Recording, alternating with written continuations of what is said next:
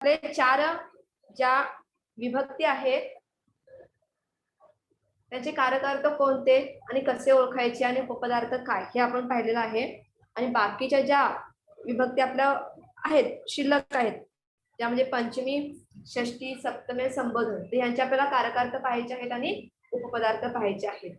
तर कारकार्थ म्हणजे काय की तो जो नाम असतो किंवा सर्वनाम असतो तर त्यांची जी क्रिया असते या क्रियेवरती ते काय असतात की कारकार्थ आधारित असतात, कार्यावरती त्यांच्या काय असतात की आधारित असतात. मग आता आपल्याला पंचमीचा कारकार्थ पाहायचा आहे आणि उपपदार्थ कोणते असणार आहे. आता पंचमी म्हटलं की त्याच्यामध्ये आपल्याला जो आपला कारकार्थ असतो त्याला आपण दुरावा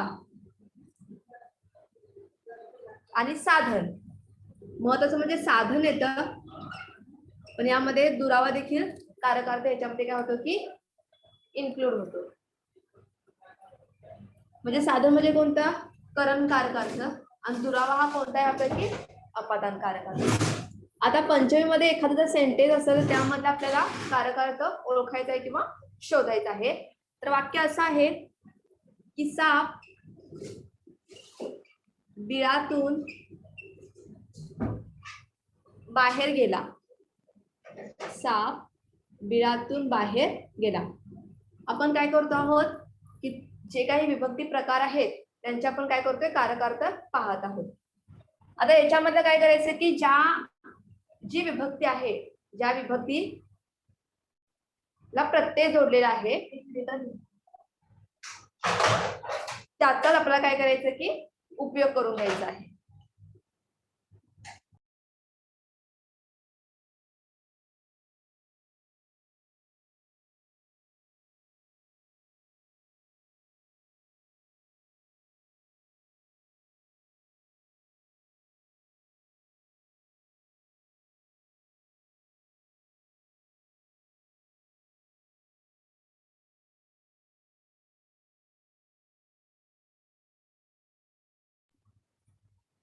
तर बिळातून हा जो शब्द आहे हा विभक्ती प्रकार आहे. ओके, मग आपण त्या शब्दाचा कारकार्थ पाहूया.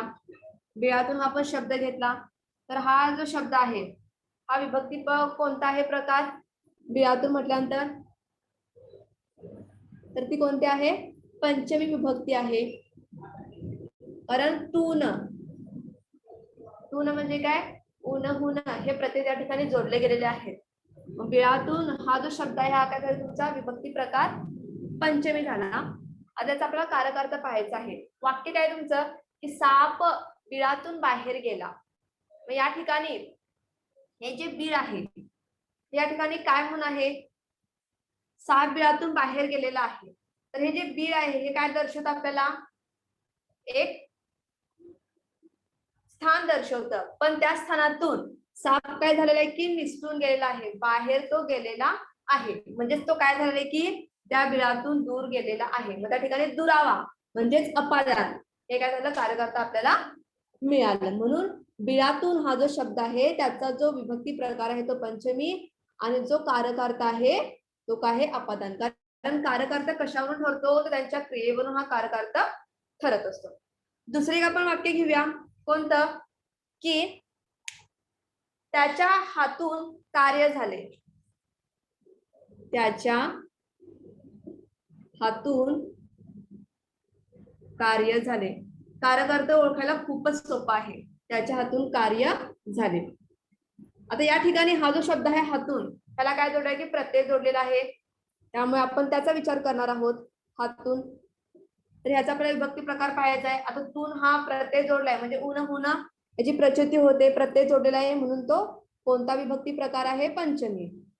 आता आपल्याला कारकार्थ ओळखायचा म्हणजे बेसिकली त्यानं कार्य कोणतं केलेलं आहे. मग या ठिकाणी वाक्य कसं आहे बघा की त्याच्या हातून कार्य झाले. त्याच्या हातून मग हात हे आपल्याला काय दर्शवतो त्या ठिकाणी साधन. मग आपण साधनलाच काय म्हणतो करण म्हणतो. तर हा आपला करण काय झाला कारकार्थ झाला. म्हणजे अशा पद्धतीने आपण काय करतो की जे आपले विभक्ती प्रकार आहेत त्यातून जो तुम्हाला विभक्ती प्रकार दिलेला आहे त्याचा तुम्हाला कारकार्थ शोधायचा आहे. आता पंचमी ही जी आहे ह्या पंचमीचे उपपदार्थ काय तर त्याच्यामध्ये जे उपपदार्थ म्हणजे इतर शब्दांचा उल्लेख केला असतो. मग कोणकोणते शब्द ह्या पंचमी येऊ शकतात तर अंतर दिलेलं असतं. किंवा त्या ठिकाणी तुलना एखादी दिलेली असते किंवा भेद, म्हणजे ज्यावेळेला आपण उपपदार्थ पाहतो तर अंतर असतो, भेद असतो किंवा तुलना त्या ठिकाणी केलेली असते. म्हणजे ह्या शब्दांचा काय होतो त्या ठिकाणी उल्लेख होत असतो. मग आता अंतर, भेद, तुलना यामध्ये वाक्य कोणकोणती असू शकतात? तर अंतर जर आपल्याला पाहायचं असेल तर आपण असं म्हणू शकतो की पुण्याहून मुंबई 200 किलोमीटर किंवा 500 किलोमीटर अंतरावर आहे. ओके, पुण्याहून म्हटलं की या ठिकाणी काय, हून हा प्रत्यय जोडलेला आहे, त्यामुळे ती पंचमी आहे विभक्ती. पण अंतर काय सांगते की पुण्याहून मुंबई किती किलोमीटर आहे? 200 किलोमीटर आहे. या ठिकाणी कोणता वापर केला गेला आहे? अंतर या शब्दाचा. त्या ठिकाणी अर्थ कोणता दिसतो आपल्याला? अंतर, म्हणजे ती एक्स्ट्राची माहिती दिलेली आहे. कारण कारकार्थ जो उपपदार्थ असतो त्याचा कारकार्थाशी काही संबंध नसतो, तर जे नाम आणि सर्वनाम आहे त्यांच्याशी संबंध असतो आणि त्यातून काही असे शब्द आपल्याला त्या ठिकाणी उल्लेखनीय किंवा दर्शवलेले असतात. आता जर भेद आपल्याला जर ओळखायचं असेल तर भेदसारखी वाक्य कोणकोणती? तर त्यामध्ये भेद केला असतो, म्हणजेच काय की घोडा आणि खेचर ह्यामध्ये वेगळेपणा आहे, म्हणजे भेदाभेद केला असतो, फरक त्या ठिकाणी दिलेला असतो. मग घोड्याहून खेचर म्हणा किंवा घोड्याहून कुत्रा म्हणा, खोप काय आहे तो वेगळा आहे. मग घोड्याहून या ठिकाणी काय केलंय की विभक्ती प्रकार पंचमी वापरलेला आहे आणि तुम्हाला इतर वाक्य कोणतं दिलेलं आहे की खेचर वेगळा आहे, म्हणजे या ठिकाणी भेद दर्शवला. आणि तुलना काय केलेली आहे की खेड्याहून शहर खूप आहे की मोठे आहे. खेड्याहून म्हणजे खेड्याहून तुमचं काय झाली विभक्ती प्रकार पंचमी झाली आणि शहर काय खूप मोठं आहे, म्हणजे शहर आणि खेड या दोघांची काय केली तुलना केली, म्हणजे ते तुमचे काय झाले उपपद झाले. म्हणजे उपपदार्थ झाले. जे उपपदार्थ आहे त्यामध्ये काही शब्दांचा फक्त काय होत असतो की उल्लेख होत असतो, ती इतर माहिती सांगत असतात, ज्यादाची माहिती त्या ठिकाणी देत असतात. आता दुसरा जो प्रकार आहे तो म्हणजे कोणता? षष्टी. आता आपल्याला षष्टीचं कारकार्थ पाहायचं आहे.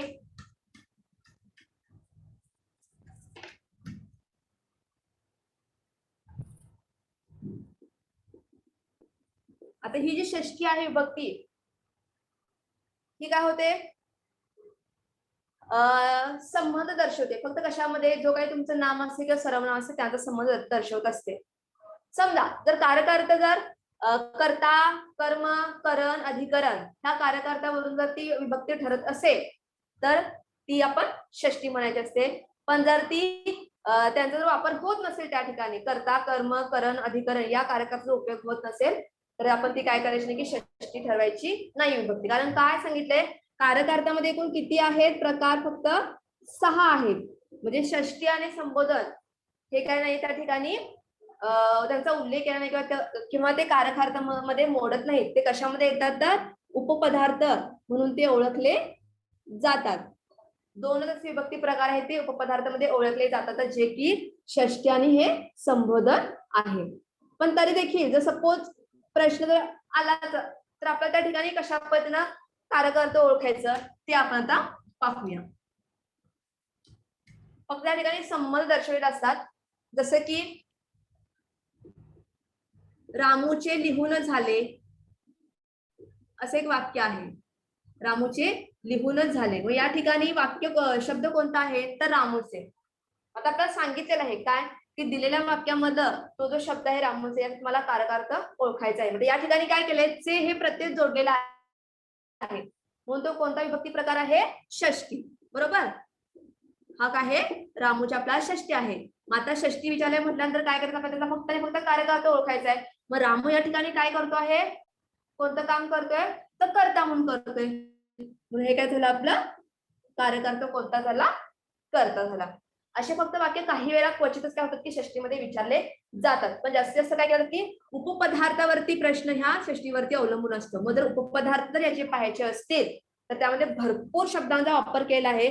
जसे की त्या वाक्यामध्ये प्रयोजन येतं, त्यानंतर स्थित्यांतर येतं, त्यानंतर मूल्य त्या ठिकाणी दर्शवलेलं असतं, कार्यकारण त्या ठिकाणी दर्शवलेलं असतं, त्यानंतर नाते त्या ठिकाणी दर्शवलेलं असतं, योग्यता त्या ठिकाणी दाखवलेली असते, मालकी हक्क त्या ठिकाणी दाखवलेला असतो. तर यासारखे उपपदार्थ म्हणजे इतर त्या ठिकाणी काय असते माहिती त्या वाक्यामध्ये दिलेली असते.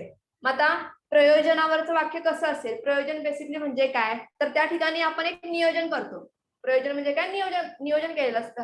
जसे की जेवणाची खोली बंद आहे, जेवणाची खोली बंद आहे, यामध्ये प्रयोजन केलं आहे. कारण का ती जी खोली आहे ती कसली जेवणाची आहे, पण ती आता सध्या बंद आहे. म्हणून या वाक्यामध्ये काय होतं की प्रयोजन दाखवलेलं आहे. त्यानंतर स्थित्यांतर म्हणजे काय, तर या वाक्यामध्ये काय असतं की ज्या वेळेला आपण स्थिरता दर्शवलेली असते त्या ठिकाणी एक स्थान दर्शवलेलं असतं आणि त्या स्थानावरून ती काय होते की क्रिया पूर्ण केलेली असते. दुसरं आहे मूल्य. मूल्य म्हणजे काय, वाक्यामध्ये मूल्य दर्शवलेलं असतं, जसं की 5 रुपये आहे, 2 रुपये आहे, अशा शब्दांचा वापर त्या ठिकाणी त्या वाक्यात केलेला असतो. मग ते कसं काय ठरवायचं, उपपदार्थ वाक्य आहे म्हणून ते ठरवायचं. दुसरी गोष्ट म्हणजे मालकी शब्द. मालकी शब्दाचं उदाहरण कसं की आपण त्यावर मालकी हक्क गाजवतो की बाबा हे माझं आहे, मग पुस्तक, हे पुस्तक माझे आहे, अशा पद्धतीने त्या ठिकाणी काय असणार आहे की वाक्य तुमचं असणार आहे. मग पुस्तक हे काय दर्शवत नाही, फक्त तो मालकी हक्क त्या ठिकाणी दर्शवणार आहे. योग्यता म्हणजे काय की त्या वाक्यामध्ये योग्यता दर्शवणारे काही शब्द असतात. म्हणजे मी BA पास आहे किंवा मी MA पास आहे, मग MA किंवा BA अशा पद्धतीची योग्यता त्या ठिकाणी दर्शवलेली त्या वाक्यामध्ये असते. मग त्या ठिकाणी काय होतं की विभक्ती प्रकार हा असतोच, जी शब्द असेल त्याला विभक्ती प्रत्यय लागलेला असतो आणि वाक्य तुमचं काय असतं ते उपपदार्थांना दिलेलं असतं. फक्त तुम्हाला प्रश्न काय विचारले जातात, दिलेलं जे वाक्य आहे त्यामधला फक्त कारकार्थ ओळखा आणि त्याचबरोबर त्याचा विभक्ती प्रकार ओळखा असं म्हणून विचारलेलं असतं. पण उपपदार्थ बेसिक काय असतात हे आपल्याला माहिती होणं गरजेचं आहे, म्हणून हे फक्त तुम्हाला माहिती असावं म्हणून उपपदार्थ सगळे मी तुम्हाला सांगत आहे. आता षष्टी जर आपण पाहिलं, त्यानंतर पुढचा जो प्रकार आहे तो कोणता, सप्तमी. आता सप्तमीचे कारकार्थ, कारण कारकार्थ जर ओळखायचे असते ते खूप सोपे आहेत. मग आपल्याला ते माहिती हवेत, ते जे कारकार्थ येतात त्याचा अर्थ माहिती हवेत. अर्थ जर आपल्याला कळला तर आपण प्रत्येक सेंटेन्स मधला तो जो विभक्ती प्रकार आहे आणि त्याला जो प्रत्यय जोडलेला आहे त्यावर आपण कारकार्थ त्याचा निश्चितपणे ओळखू शकतो. आता सप्तमीमध्ये बघा कोणकोणत्या कारकार्थाचा उल्लेख होऊ शकतो. त्यामध्ये स्थळ दर्शवलेले असते, वेळ दर्शवलेली असते सप्तमी, तर त्यामध्ये वेळ दर्शवलेली असते, स्थळ दर्शवलेलं असतं आणि साधन देखील त्या ठिकाणी दर्शवलेलं असतं.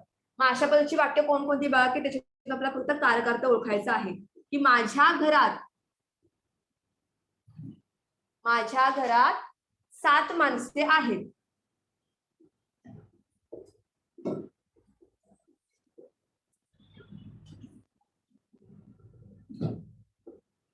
ओके, आता या ठिकाणी बघा कोणत्या शब्दाला प्रत्यय लागलेला आहे, तर घरात. आता घरात, कारण घर हा मूळ शब्द झाला ना आणि हे काय तुमचा प्रत्यय त्या ठिकाणी जोडला गेलेला आहे. आता तर हे कोणत्या विभक्ती प्रकारामध्ये येतं, तर सप्तमी. आपण हा ओळखला कोणता विभक्ती प्रकार आहे, सप्तमी. पण आता ह्याचा आपल्याला काय करायचं की कारकार्थ ओळखायचा. कारकार्थ म्हणजे काय की त्याच्या क्रियेवरून तो कारकार्थ ठरवला जातो. आता घरात सांगितले आहे सप्तमी.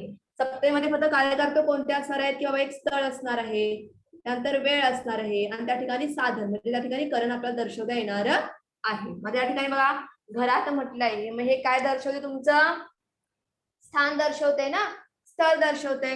मग त्यामध्ये कोणता कारकार्थ येतोय, अधिकरण हा कारकार्थ येतोय. मी या ठिकाणी फक्त मला अर्थ दिलेला आहे.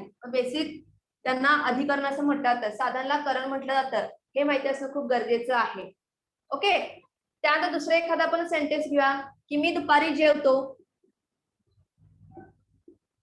मी दुपारी जेवतो.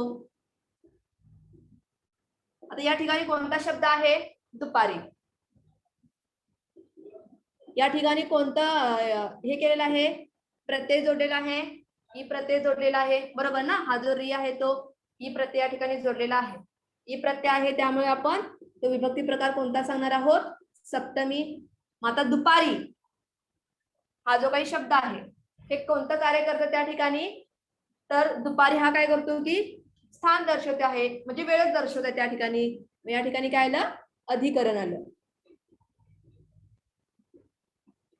काय या ठिकाणी अधिकरण, हा आपला काय झाला, कारकार झाला. म्हणजे कोणतंही जरी वाक्य तुम्हाला आलं तर त्या ठिकाणी आपण तो विभक्ती प्रकार आणि काय करू शकतो की कारकार्थ ओळखू शकतो. पण बेसिकली आपले जे 6 कारकार्थ आहेत की कोणकोणते, कर्ता, कर्म, करण, संप्रदान, त्यानंतर अपादान आणि अधिकरण,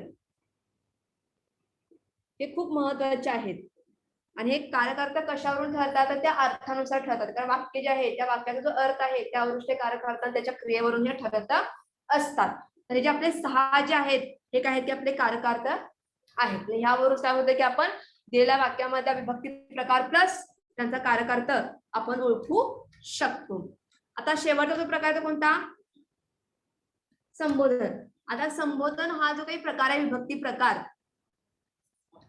तर याचे काय की कोणतेच काय नाहीयेत की काय म्हणतात की कारकार्थ नाहीयेत. कारण का या ठिकाणी बघा हा जो संबोधन आहे, संबोधन म्हणजे काय की आपण त्याला संबोधतो, बरोबर?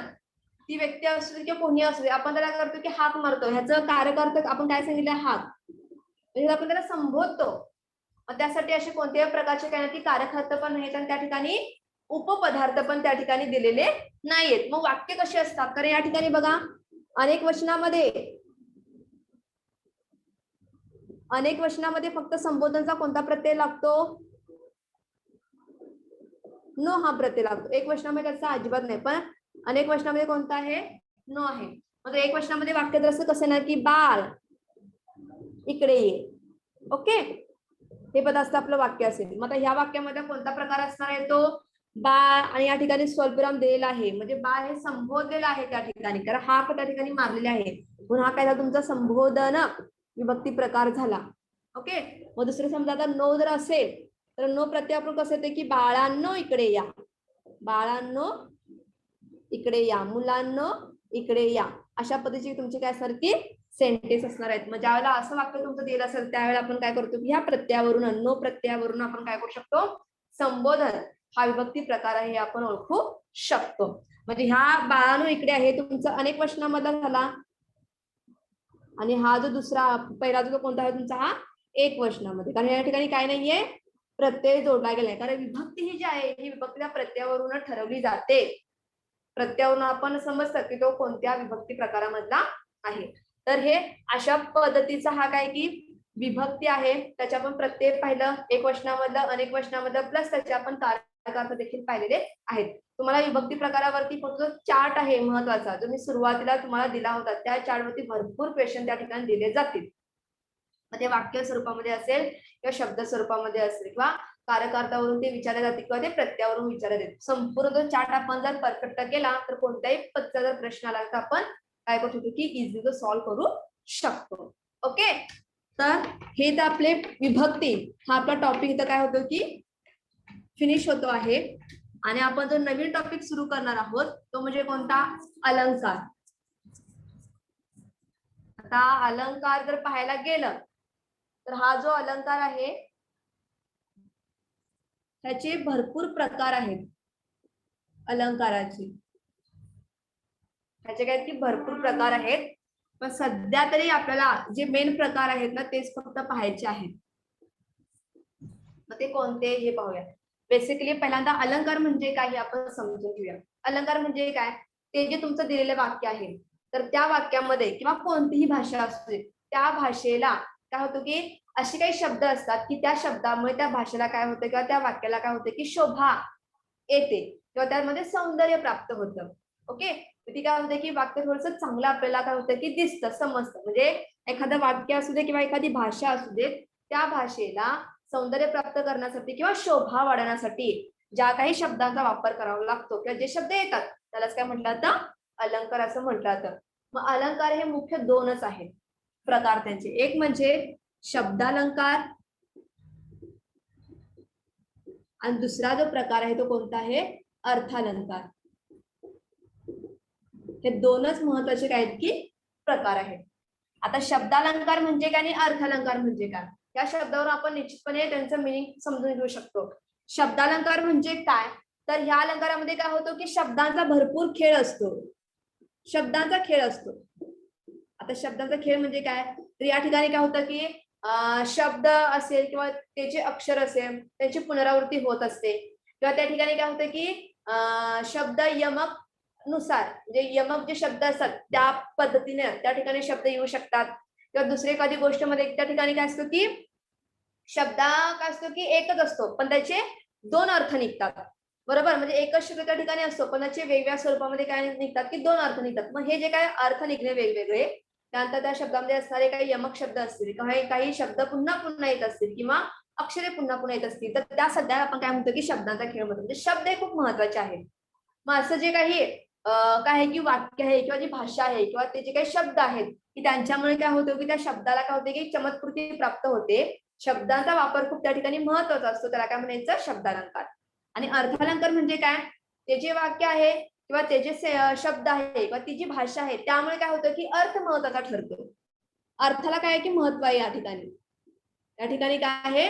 ते जे वाक्य आहे किंवा तो जो शब्द आहे तर त्याला काय की अर्थ त्याचा खूप महत्वाचा आहे आणि अशा वेळेला अर्थ आपल्याला समजतो, कळून येतो किंवा दर्शवतो, त्याला काय म्हणायचं? अर्थालंकार असं म्हणायचं. या ठिकाणी अर्थालंकारामध्ये अर्थ महत्वाचा आहे आणि शब्दालंकारामध्ये काय आहे की शब्द महत्वाचे आहे. ओके, मग ह्यामुळेच काय होतं की आपलं अलंकार काय होतो की तयार होतो आणि आपली ही भाषा काय होते की थोडीशी नाविन्यपूर्ण बनते, चमत्कृतीपूर्ण बनते, सुशोभित बनते, आकर्षित बनते. कारण का? असे काही शब्द त्या ठिकाणी असतात की त्यामध्ये भाषेला काय होतं की नवचैतन्य प्राप्त होत असतं, ती सृजन बनत असते भाषा आपली.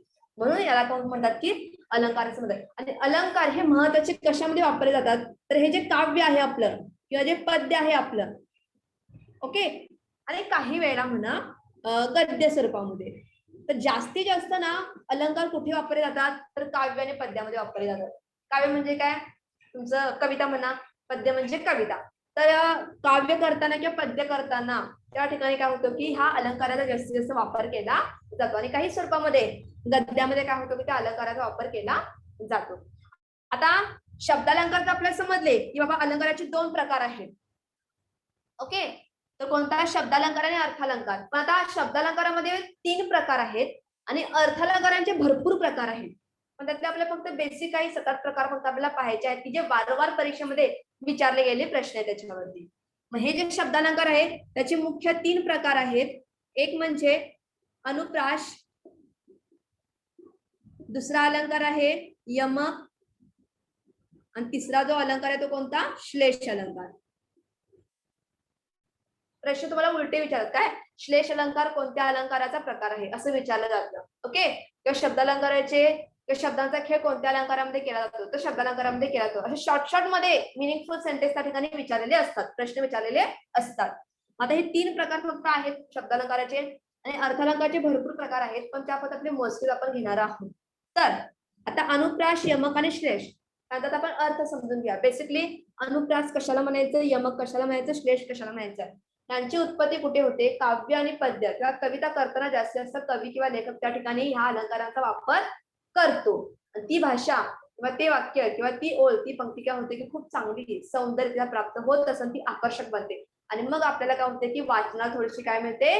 चालना देखील मिळते आणि आपली आवड देखील निर्माण होते. मग अनुप्रास म्हणजे काय? तर या ठिकाणी काय होतं बघा, वाक्यामध्ये जे अक्षर आहे, वाक्यामध्ये जे अक्षर आहे त्या अक्षराची काय होते की पुनरावृत्ती होते. कोणतंही अक्षर असू दे, पण एवढंच लक्षात ठेवायचं. काय? अनुप्रास म्हणजे काय? की अक्षरांची काय होते की पुनरावृत्ती होत असते. म्हणजे एखादं जर अक्षर असेल ते वारंवार काय होतं त्या ठिकाणी येत असतं.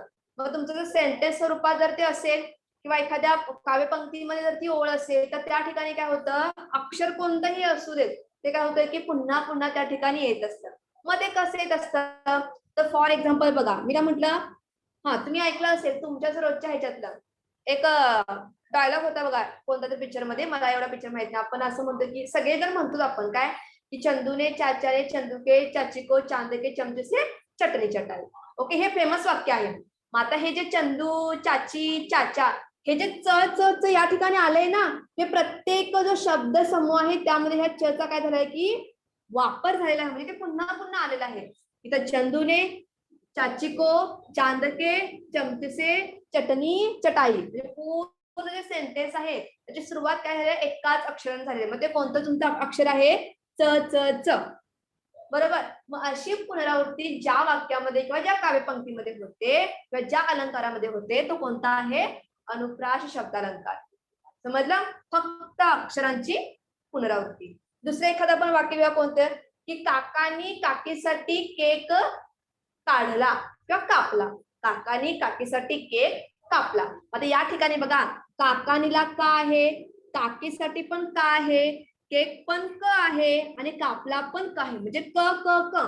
ह्या अक्षराची काय झाली त्या ठिकाणी पुनरावृत्ती झालेली आहे. म्हणून हे कोणत्या प्रकारामध्ये मोडतं? अनुप्रास शब्दालंकारामध्ये मोडतं.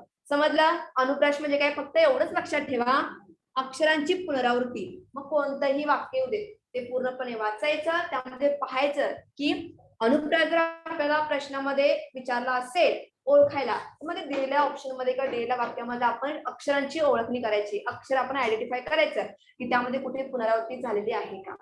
ओके, तर ह्याला म्हणायचं अनुप्रास. दुसरा आहे यमक. आता यमक म्हणजे काय? सोपं.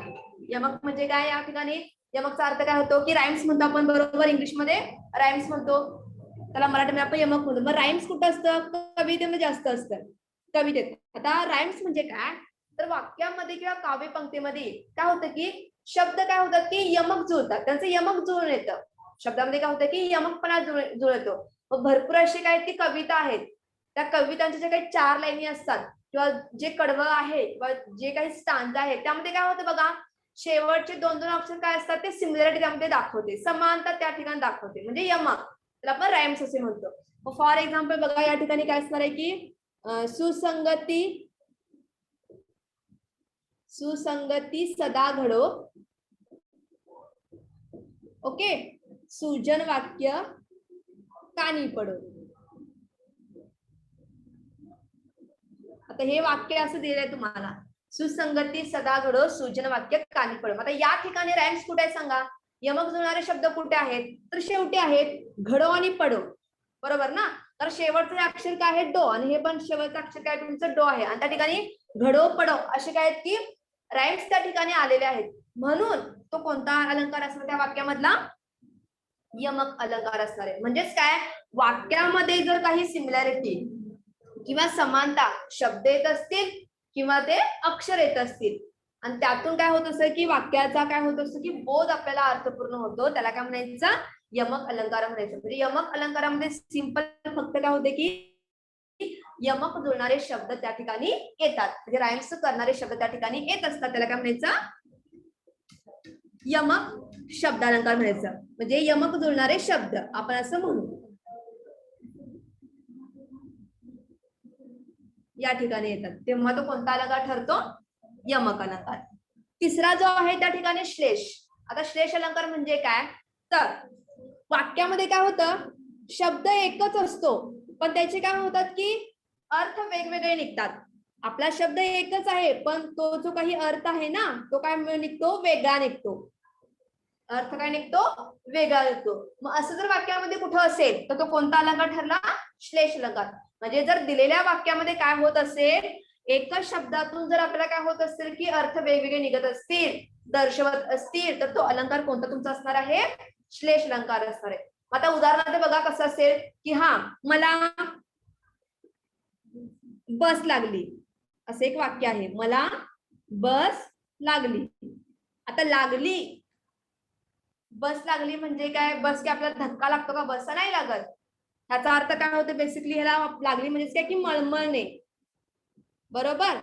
आता समजा हे लागली जे आहे, तर लागली या शब्दाचे काय की 2 अर्थ निघाले, एक लागली आणि एक मळमळणे, बरोबर?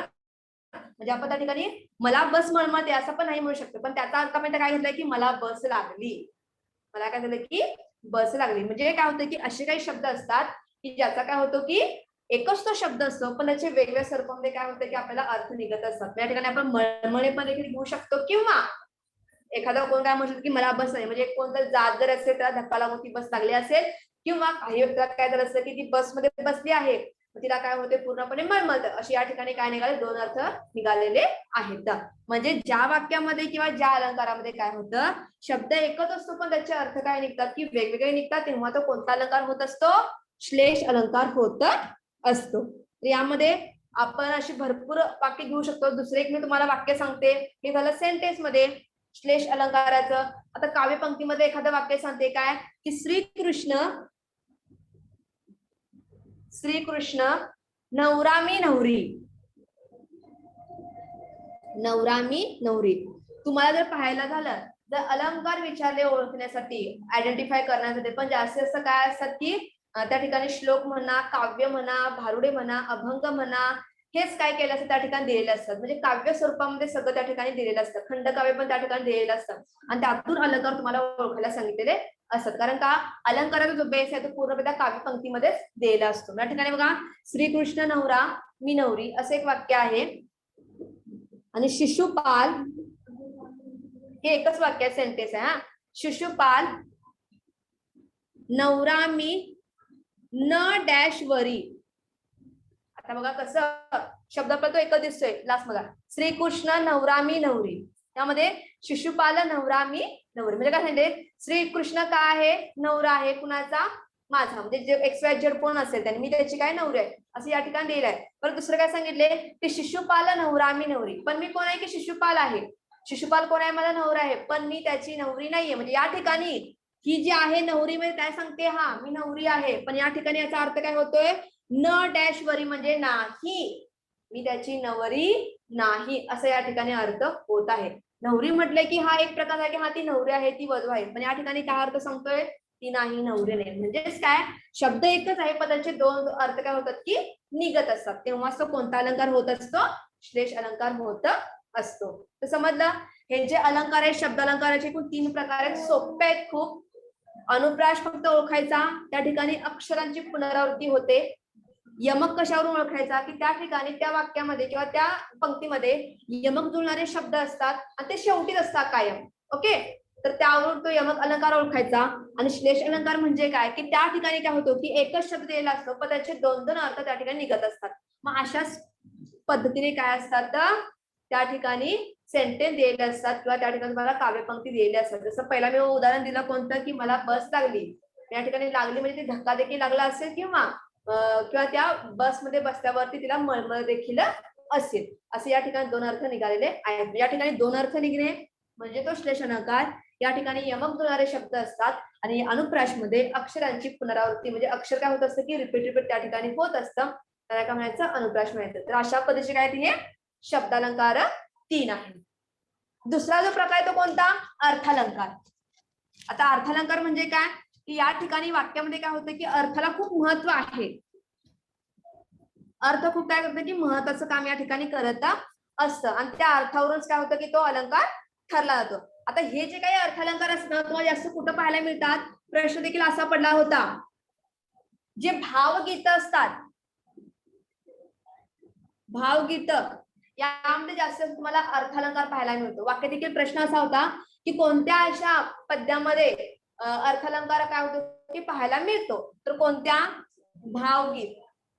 तर भावगीत जे असतात म्हणजे मनापासून आपण काय करतो की एखादी ते काव्य करत असतो किंवा आपण त्याची विनवणी देवासाठी आपण म्हणजे कुणासाठी असते, देवासाठी असते किंवा एखाद्या व्यक्तीसाठी असते किंवा प्राणीसाठी असते, त्यातून भाव आपला काय होतो की निर्माण होत असतो. तो भाव निर्माण होत असतो आपण काय करतो की काव्य ते करत असतो.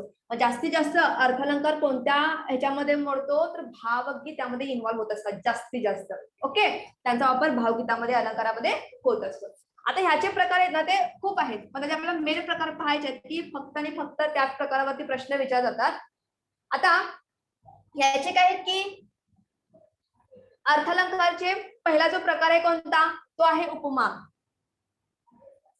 अर्थालंकाराचा काय की पहिला जो प्रकार तो कोणता आहे, उपमा. दुसरा प्रकार आहे तो आहे उत्प्रेक्षा, उपमा. त्यानंतर सेकंड प्रकार आहे उत्प्रेक्षा. त्यानंतर तिसरा प्रकार आहे अपनुती. त्यानंतर चौथा प्रकार आहे अनन्वय. त्यानंतर पाचवा जो आपला प्रकार आहे तो आहे रूपक. त्यानंतर 6वा प्रकार आहे अतिशयोक्ती. 7वा प्रकार आपला आहे तो आहे चेतना गुणोक्ती.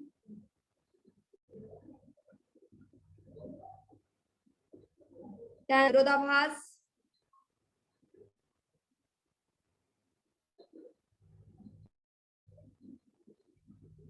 आणि 9वा जो प्रकार तो कोणता आहे, अर्थांतरन्यास. अर्थांतरन्यास हे अर्थालंकाराचे प्रकार. अजून देखील हे जे मेन आहेत खूप महत्वाचे आहेत. ह्याच्यावरती जास्त प्रश्न असतो.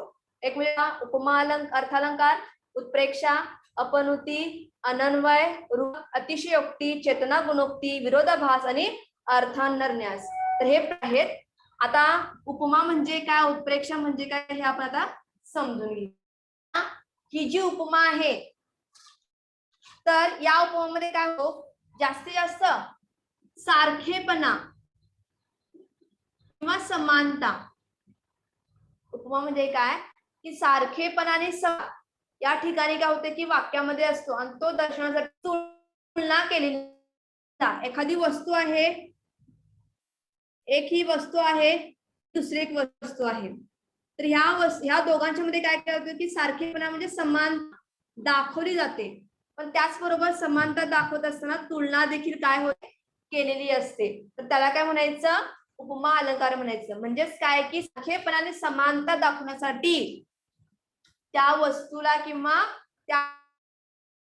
त्याला काय म्हणतात, उपमा म्हणतात. मग उपमा अलंकार जर आपल्याला शोधायचा असेल तर त्यासाठी काही शब्द तुम्हाला दिलेले आहेत. मग कोणते शब्द, तर सारखेपण असतो, समानता शब्द असतो, समान शब्द असतो, सम शब्द असतो, शब्द असतो. या ठिकाणी मी राईट करते कोणकोणते असतात उपमा अलंकार शोधण्यासाठी. सम, प्रमाणे, हे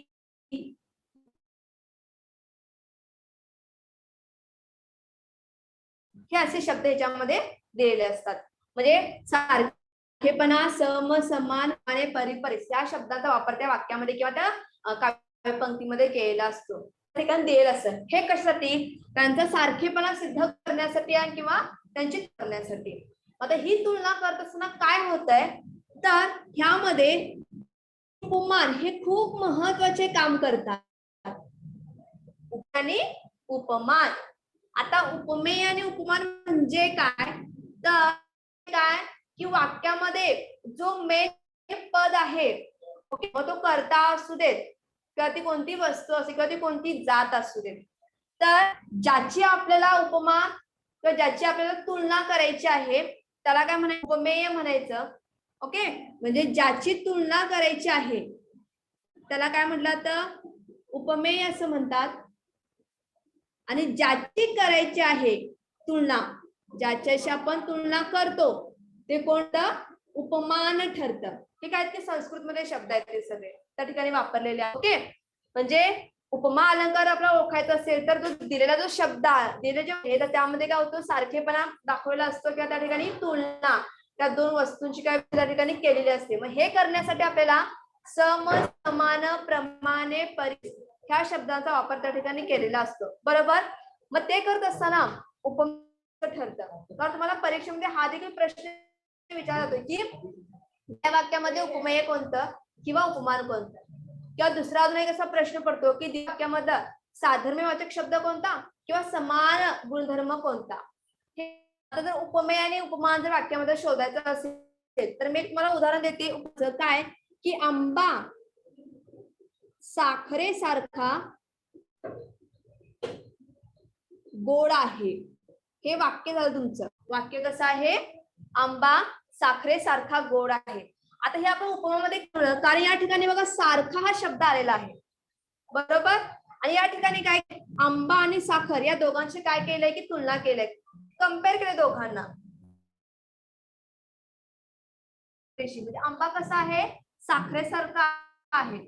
आंबा गोड आहे माहित आहे, पण तो कसा आहे हे सांगितलंय. मग आंबा कसा आहे की साखरेसारखा गोड आहे. मग या ठिकाणी बघा सारखा पण काय झालंय की शब्द आलेला आहे आणि या दोघांची या ठिकाणी तुलना देखील केलेली आहे. बरोबर, मग आता आपल्याला समजलं की आंबा साखरेसारखा गोड असतो किंवा आपण असं म्हणू शकतो की टीचर आईसारखी असते. बरोबर, ही उपमावरचं काय उदाहरण झालं, म्हणजे त्यांच्यासारखी असते. ओके, किंवा चंद्रासारखी परी आहे. बरोबर, हे असं काय की उपमावरचं उदाहरण झालं. कारण का त्या ठिकाणी काय झालंय की सारखा किंवा समान किंवा सम, परी, प्रमाणे हे शब्द त्या ठिकाणी असतातच असतात, म्हणून ते काय ठरतात की उपमा अलंकार ठरतात. पण आता पुढचा प्रश्न काय की उपमेय आणि उपमान म्हणजे काय, तर ज्याची तुलना करायची आहे ते कोण, उपमेय. मग आंब्याची आपण तुलना करतोय म्हणजेच हे तुमचं काय आहे, उपमेय आहे. ओके, आणि ज्याच्याशी आपण तुलना करतो आहोत, ज्याच्याशी आपण कंपॅरिझन करतो आहोत ते कोण ठरले या ठिकाणी? साखर. मग हे तुमचं काय झालं? उपमान झालं. हे देखील महत्वाचे आहेत. कारण प्रश्न असे विचारतात की दिलेल्या वाक्यामध्ये उपमान कोणतं, किंवा दिलेल्या वाक्यामध्ये उपमेय कोणतं, किंवा दिलेल्या वाक्यामधला साधर्म्यवाचक शब्द कोणता, किंवा समान गुणधर्म असणारा शब्द कोणता, हे देखील त्यांनी सांगितलेलं आहे. मग उपमेय आणि उपमान हे आपल्याला माहित झालं. उपमा का माहित झालं? सारखा हा काय की शब्द त्या ठिकाणी आहे. दुसरं म्हणजे साधर्म्यवाचक शब्द कोणता आला? की ज्या ठिकाणी काय होतं? सारखा. म्हणजे हे जे आपण शब्द दिलेत ना, ह्या शब्दांना काय म्हटलं जातं? साधर्म्यवाचक शब्द. साधर्म्यवाचक शब्द ह्यांना म्हटलं जातं. कुणाला? मग ते उत्प्रेक्षामध्ये पण काही शब्द येतात. ओके, उत्प्रेक्षामध्ये काही शब्द वेगळे आहेत आणि उपमामध्ये काय आहेत की वेगळे आहेत. मग हे उपमामध्ये असणारे सारखेपणा म्हणा, सम म्हणा, समान म्हणा, प्रमाणे म्हणा, परी म्हणा, परीस म्हणा, हे सगळे शब्द काय झाले तुमचे? ह्यांना साधर्म्यवाचक शब्द असं म्हणतात, की जे फक्त आणि फक्त उपमा अलंकारामध्ये आणि उत्प्रेक्षा अलंकारामध्ये आपल्याला पाहायला मिळतात. आता हे झाले साधर्म्यवाचक शब्द. उपमेय म्हणजे काय? ज्याची तुलना करायची असते. आणि उपमान म्हणजे काय? ज्याच्याशी तुलना केलेली असते. ते काय झालं? उपमान झालं. मग आता समान गुणधर्म असणारा शब्द कोणता? तर समान गुणधर्म म्हणजे इथं गुण दाखवलाय. गुणधर्म म्हणजे काय? क्वालिटी त्याची. बरोबर. मग गोड हा जो शब्द आहे ना, हा आपला काय झाला की समान गुणधर्म शब्द झाला आपला. हे देखील विचारल्या प्रश्नामध्ये, हे विचारले आहे म्हणून मी घेत आहे.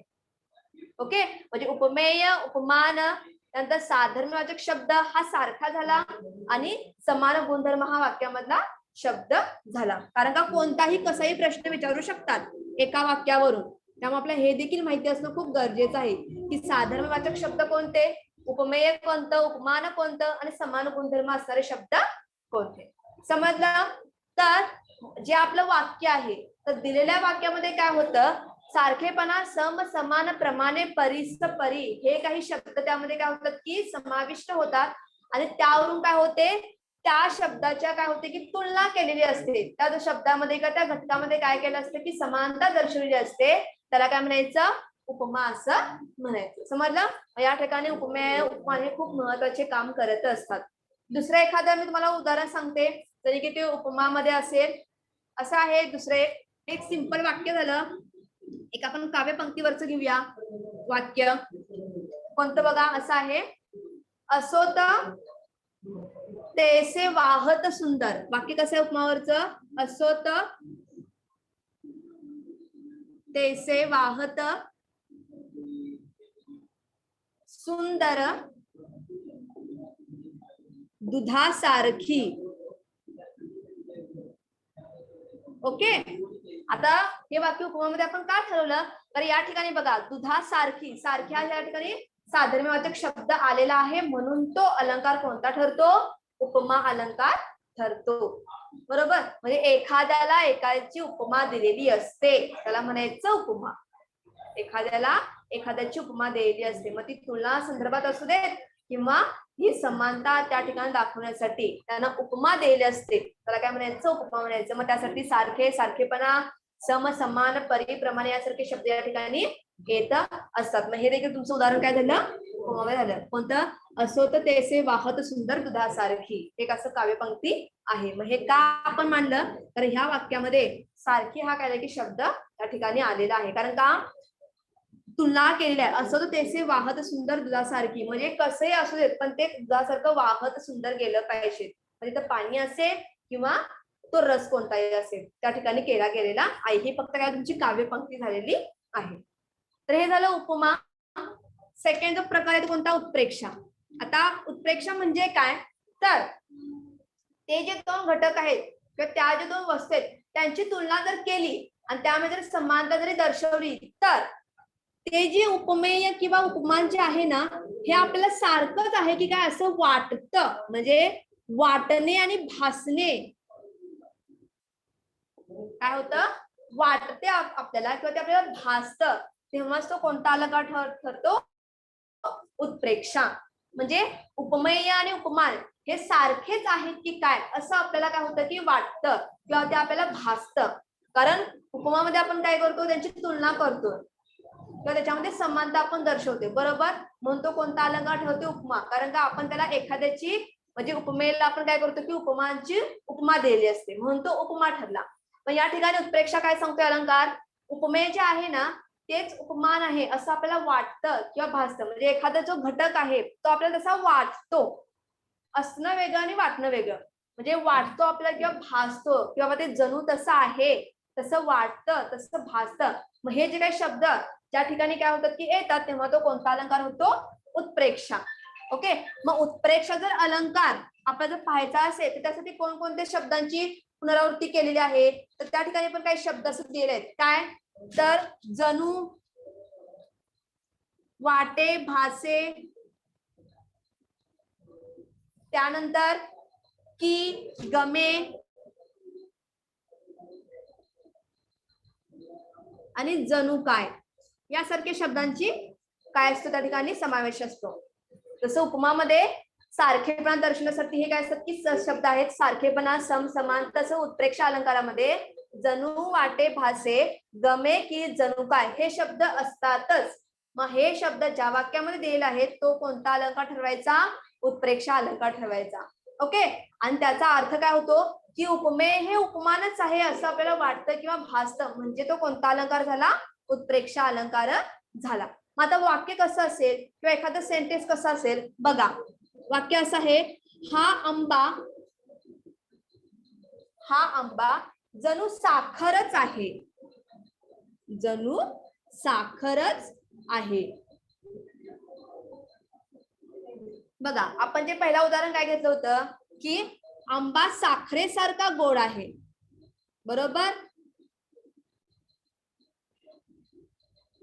हे आपण उपमामध्ये वाक्य पाहिलं होतं. यामध्ये काय झालंय, आंबाने साखरेची काय केली की तुलना केली आहे, प्लस त्याची समानता दर्शवली, म्हणजे आंबा काय की साखरेसारखा गोड आहे. पण या ठिकाणी बघा हा जो आंबा आहे हा आपल्याला साखरच वाटतोय, म्हणजे आम्हाला वाटतो, आणि ते वाटण्यासाठी जणू हे काय केलंय की या शब्दाच्या या ठिकाणी वापर केलेला आहे. जणू म्हणजे हा आंबा जणू साखरच आहे. समजा जरी आपल्याला त्या वाक्याचा अर्थ नाही समजला तर आपण उत्प्रेक्षा अलंकार किंवा उपमा अलंकार कसं ओळखू शकतो, तर ह्या शब्दावरून आपण ओळखू शकतो की हा तो अलंकार आहे. कारण त्यामध्ये काय होतं, हे शब्द दिलेले असतातच, त्याशिवाय त्या ठिकाणी उदाहरण किंवा वाक्य बनवले जात नाहीयेत. असेच वाक्य असतात जसं की या ठिकाणी आंबा साखरेसारखा गोड आहे, तसंच हा आंबा जणू साखरच आहे. कारण काय, एखादा जर आपला सेंटेन्सचा अर्थ नाही समजला तर ते ओळखायचं कसं, बरोबर. कारण काय या ठिकाणी उत्प्रेक्षा अलंकार काय सांगतोय, उपमेय हे उपमानच आहे की काय असं आपल्याला वाटणं किंवा भासणं. वाटणं भासणं ही लांबची गोष्ट कधी ठरते, आपल्याला ज्यावेळेला काय होईल त्याचा अर्थ समजेल तेव्हा. पण सपोज जर अर्थ नाही समजला किंवा नाही कळला तर आपण काय करायचं, ओळखायचं कसं ते अलंकार. तर या ठिकाणी हे शब्द दिलेले आहेत त्यावरून काय करायचे, तो उत्प्रेक्षा अलंकार आहे का उपमा अलंकार आहे का ते आपण ठरवायचं आहे. या ठिकाणी आपण कम्प्लीट अर्थ आपण बाजूला घेऊया, पण सुरुवातीला वाक्य बघितल्या वेळेला आपण उत्प्रेक्षा अलंकार ठरवू शकतो. कशावरून, जणू या शब्दावरून, बरोबर ना. किंवा सपोज जर की आलं, गमे आलं, भासे आलं, वाटे आलं किंवा जणू काय हे शब्द आले तर आपण ओळखू शकतो की तो कोणता अलंकार आहे, उत्प्रेक्षा अलंकार आहे. कारण का त्याच्यामध्ये अर्थ असतो, बेसिकली त्याच्यामध्ये काय असतो, अर्थही असतो. समजलं. उपमा कसा आपण ठरवू शकतो, सारखेपणा, सम, समान, प्रमाणे, परी किंवा परिसर हे जर शब्द त्या ठिकाणी आले असतील तर आपण काय ओळखतो, तो कोणता आहे अलंकार, उपमा अलंकार आहे. मग हे कधी, जर आपल्या एखाद्या त्याचा अर्थ नाही समजला आपण काय करू शकतो, ह्या शब्दावरून ते अलंकार ओळखू शकतो. मग या ठिकाणी बघा उत्प्रेक्षा अलंकार काय म्हणतो की हा जो उपमेय आहे हा उपमेय काय वाटतोय मला, उपमानच आहे की काय असं मला वाटतो. मग या ठिकाणी काय म्हटलं बघा, आंबा जणू साखरच आहे, म्हणजे आंबा जो आहे ना हा साखरच आहे असं मला वाटतं. आंबा काय आहे, हा साखर, म्हणजे वाटणं आणि भासणं हे कुठल्या अलंकारामध्ये ठरवलं जातं, उत्प्रेक्षा अलंकारामध्ये ठरवलं जातं. तर अशा पद्धतीची उदाहरणं असतात उत्प्रेक्षा अलंकारामध्ये की हा आंबा जणू साखरच आहे की काय असं वाटतं. भरपूर याच्यामध्ये उदाहरण आहेत, फक्त तुम्ही कन्सेप्ट लक्षात घ्यायचे आहेत आणि शब्द फक्त लक्षात ठेवायचे आहेत की कशा पद्धतीने आपण तो अलंकार ओळखू शकतो. आता तिसरा जो अलंकार आहे कोणता, त्याला म्हणतात की अपनोती अलंकार. आता अपनोती अलंकार म्हणजे काय, शब्दाचा अर्थ समजून घ्या. अपनोती म्हणजे काय की लपवणे, अर्थ काय त्याचा होतो की लपवणे. म्हणजे काय की असे काही शब्द असतात किंवा असा काही म्हणजे दिलेल्या वाक्यामध्ये काय होतं की त्या शब्दाला काय होतं की लपवलं जातं, तो शब्द काय काय त्या ठिकाणी काढून टाकला जातो, ओके, तो कमी केला जातो, लपवला जातो, तर त्याला काय म्हणायचं, अपनोती अलंकार असं म्हणायचं. मग हे कसं ठरलं जातं, तर या ठिकाणी जो मूळ शब्द आपला असतो हा मूळ शब्द कशा स्वरूपामध्ये असतो, वस्तू स्वरूपामध्ये असतो. लपविणे. अपनुती म्हणजे काय की लपविणे. जी मूळ वस्तू आहे त्या मूळ वस्तूची मग किंमत मूळ आहे पण ते आपण लपवून काय करतो जास्त सांगतो. बरोबर, म्हणजे हे लपवणे झालं. मग त्याला काय म्हणायचं की अपनुती अलंकार असं म्हणायचं. म्हणजे या ठिकाणी काय होतंय की मूळ जी वस्तू आहे किंवा मूळ जो शब्द आहे ना त्याची जी काही गुण आहे त्याची जी काही मेन क्वालिटी आहे ती काय होतं की आपण लपवतो. जसं जे आहे ते लपवणं आणि त्याच्या व्यतिरिक्त काय ना की दुसरंच सांगणं त्याला काय म्हणायचं अपनुती अलंकार असं म्हणायचं. मग अशा पद्धतीने कोणकोणते उदाहरणं असतील बघा. एक मी तुम्हाला उदाहरण सांगते, आंब्यावरच घेऊया. हा आंबा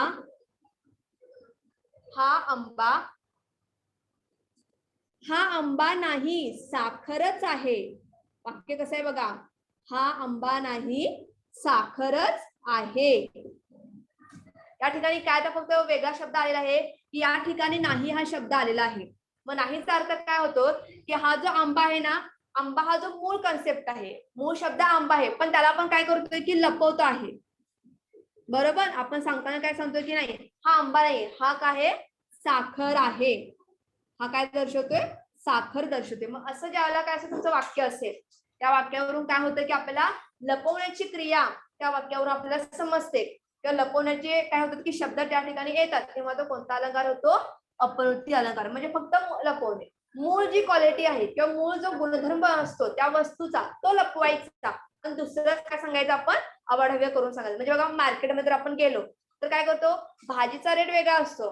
ओके, परंतु तो भाजी विकणारा काय करतो की त्याची मूळ किंमत लपवतो आणि दुसरी किंमत काय करतो की सांगतो. बरोबर, किंवा तो असं देखील करतो काय की ही भाजी आहे मतलब भाजीसारखं नाव देतो का नाही बघा हे काय आहे हा हे छान आहे हे सुंदर आहे. म्हणजे त्याची वेगवेगळ्या क्वालिटी आपल्याला सांगायला लागतो. तो अतिशक्ती मोठ्या प्रमाणामध्ये करतो याची. म्हणजे काय म्हणतो की हा आंबा नाही हा साखर आहे साखरेसारखंच आहे ते पूर्णपणे साखर त्यामध्ये समावलेले आहे. असं काय होतं की शब्दांची काय करू की पुनरावृत्ती त्या ठिकाणी करत असतो. म्हणजे मूळ शब्द जो आहे तो काय करतो आपण लपवतो पण दुसऱ्या शब्दांची आपण काय करतो पुनरावृत्ती त्या ठिकाणी करत असतो. म्हणजे आपण त्याचा वापर करत असतो तेव्हा तो कोणता अलंकार होतो अपनुती अलंकार असा होतो. म्हणजे आंबा नाही साखरच आहे. हा पेन नाही पेन्सिलच आहे. हा पेन नाही पेन्सिलच आहे. म्हणजे पेन हा आपण काय केला लपवला आणि काय म्हणून सांगितला पेन्सिल म्हणून सांगितली किंवा पेन्सिल ही लपवली किंवा आपण पेन म्हणून सांगितलेलं आहे. सपोज तुमच्याकडे एखादा बॅग असेल तर आपण ही बॅग नाही ही दप्तर आहे. बरोबर, ही बॅग नाही हे दप्तर आहे. मग ज्या वेळेला हे काय ह्या वाक्यामध्ये ही बॅग नाही पण हे दप्तर आहे हे वाक्य तुमचं कोणतं झालं अपनुती अलंकार झालं. समजलं. पुढचा जो प्रकार आहे तो कोणता अनन्वय. आता अनन्वय म्हणजे काय तर यामध्ये जो काही वाक्य आहे आपलं कुठला अनन्वय अलंकार आपण पाहतो आहोत.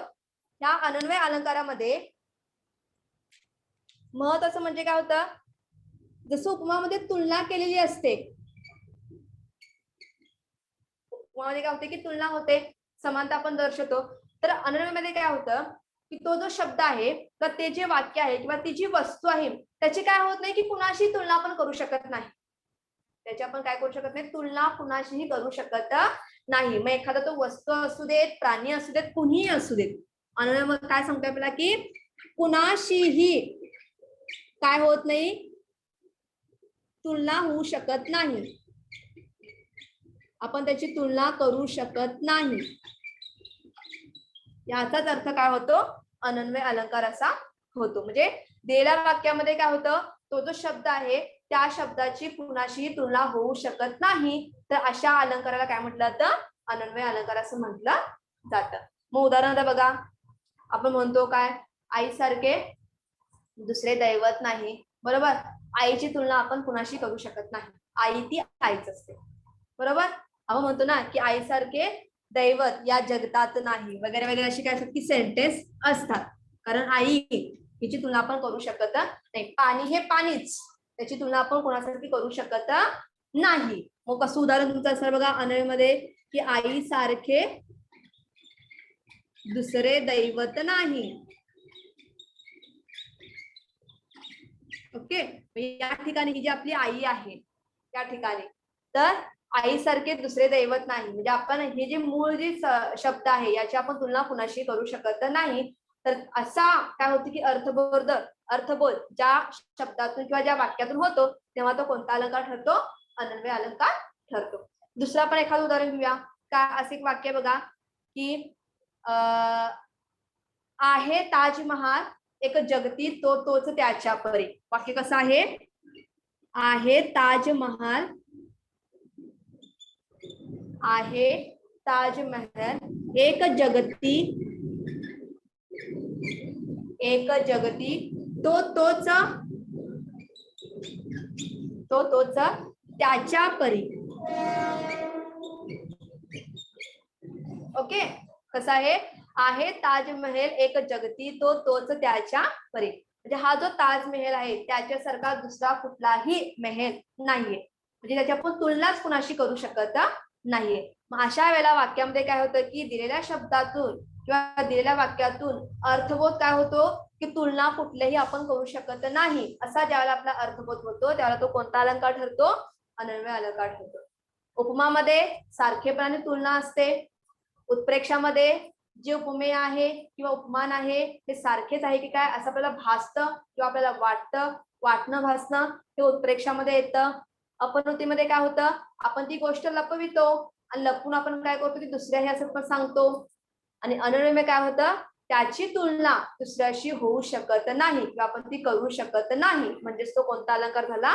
अनन्वय अलंकार झाला. मग अशा पद्धतीचे काय असतात की एक्झाम्पल्स असतात, आईसारखे दुसरे दैवत नाही किंवा आहे ताजमहाल एक जगती तो तोच त्याच्या परी किंवा पाणीसारखे दुसरे कोणतेही काही नाही, असे काय होतात की उदाहरण त्या ठिकाणी दिलेले असतात. ज्याला म्हणायचं अनन्वय अलंकार. त्याला दुसरा एक शब्द येतो की अतुलनीय असं म्हणतात. काय म्हणतात? अतुलनीय. अतुलनीय म्हणजे काय? त्याची आपण तुलना करू शकत नाही असा तो, ज्याची आपण तुलना करू शकत नाही असा तो. आता रूपक पुढचा अलंकार आहे. आता रूपक म्हणजे काय? एखादा जो घटक आहे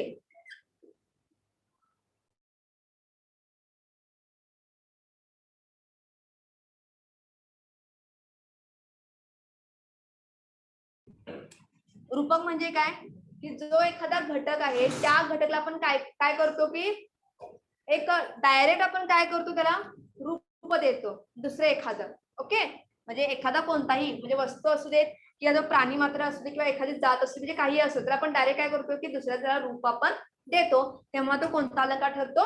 रूपक अलंकार ठरतो. आता रूपक अलंकार मध्ये जर आपल्याला एखाद्याचं काय करायचं आहे, रूप द्यायचं आहे, डायरेक्ट आपण त्याला रूप देऊन टाकतो. ओके, दुसऱ्या मग कोणतेही असते म्हणजे काय म्हटलं होतं की एखाद्या घटकाला काय करणं, डायरेक्ट आपण काय करतो की रूप देतो त्याला, त्याला काय म्हणायचं की रूपक अलंकार असं म्हणायचं. आता हा जो रूपक अलंकार आहे त्याची उदाहरणं कोणकोणती असू शकतात का, कशी असतात बघा. उदाहरण आपण समजून घेऊया की देवाचे मंदिर.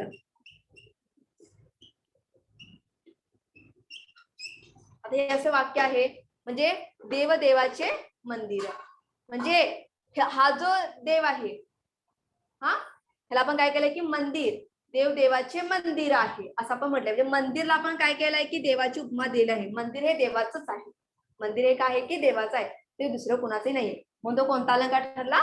रूपक अलंकार ठरला. दुसरे का आपण म्हणू शकतो काय की हा आमचा बघा हा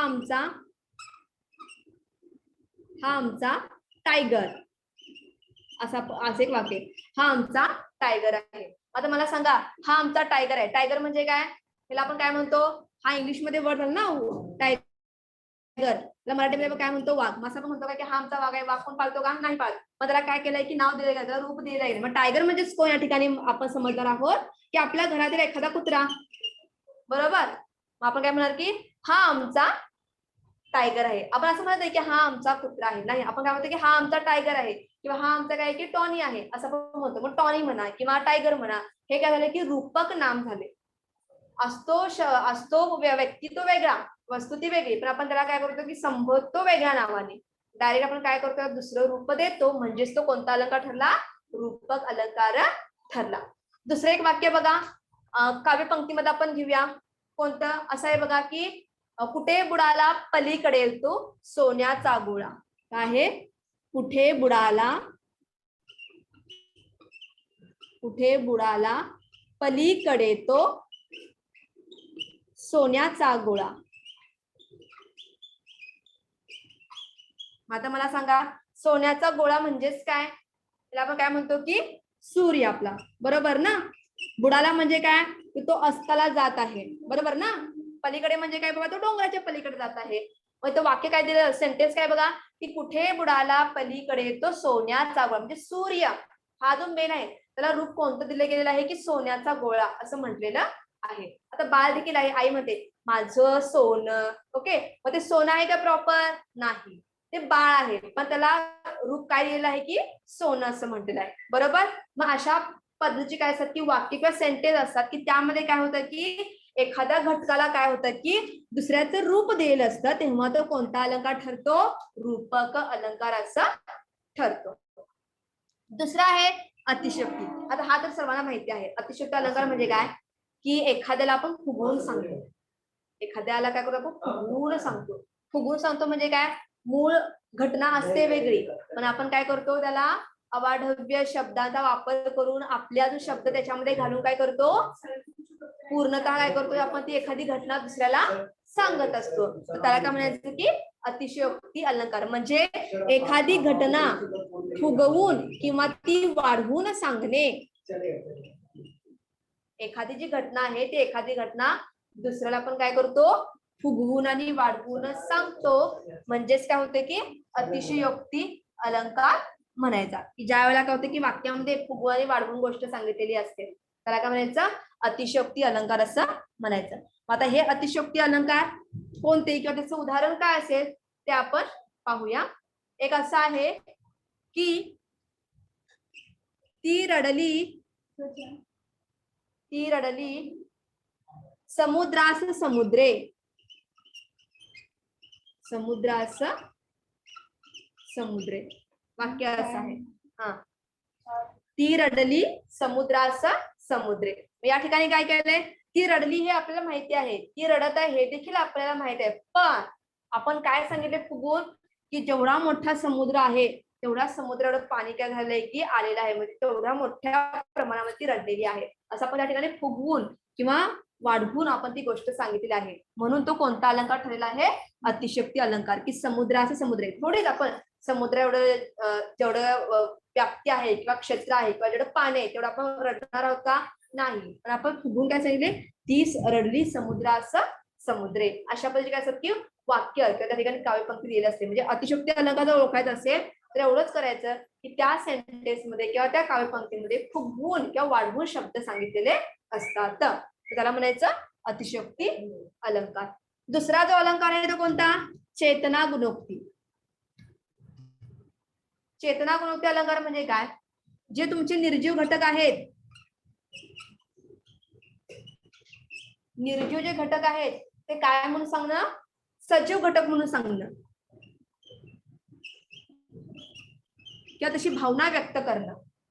चेतना गुणोक्ती म्हणजे काय, की जे निर्जीव घटक आहेत त्या किंवा जे भाववाचक आपले घटक असतात ते आपण काय करतो, की सजीव आहेत की काय किंवा सजीवामध्ये त्याच्यामध्ये गुण आहेत की काय असं आपण सांगतो. म्हणजे निर्जीव एखादी वस्तू असेल तर ती आपण सजीव घटक आहे की काय असं आपण त्याला सांगतो. वाक्य तुमचं कसं असेल, की बाबा निर्जीव घटक आहे का त्याचे भाववाचक आहे की निर्जीव स्वरूपामध्ये आहे, पण आपण सांगतो कसं आहे, की बाबा ते सजीव स्वरूपामध्ये आहे असं. मग एखादं वाक्य बघा सांगते तुम्हाला, मी पटकन समजेल की निर्जीव घटकावर आपण सजीव घटक कसा ओळखतो.